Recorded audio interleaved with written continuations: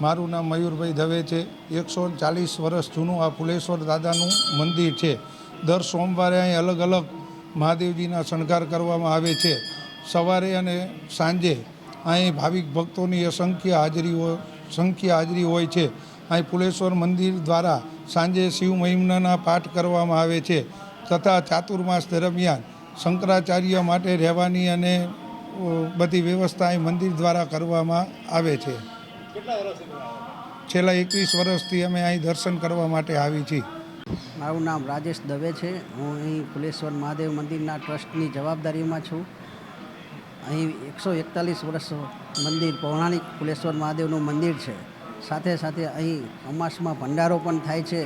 સાથે 6000 સ્ક્વેર મીટરમાં પથરાયેલું આ પૌરાણિક ગામની મધ્યમાં આવેલું મંદિર છે। જય મહાદેવ।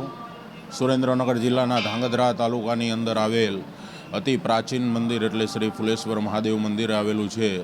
જ્યારે આજે શ્રાવણ માસના પ્રથમ સોમવારની અંદર મંદિરમાં દર્શનાર્થીઓની ભીડ જોવા મળી રહી છે।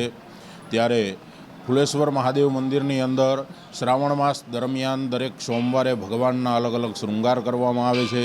જેમ કે મહાકાલેશ્વર શૃંગાર, બરફના શૃંગાર તથા અલગ અલગ શૃંગાર કરી ભગવાનને રીઝવવામાં આવે છે તથા સાયમ આરતી બાદ ભગવાનની સાયમ આરતી બાદ શિવ મહિમ્નના સમૂહ પાઠ કરવામાં આવે છે, ભગવાનની સ્તુતિ કરવામાં આવે છે અને શ્રાવણ માસના છેલ્લા દિવસે અમાસના દિવસે ભગવાનનો ભંડારો કરી અને હજારોની સંખ્યામાં ભક્તો પ્રસાદનો લાભ લે છે। જય મહાદેવ।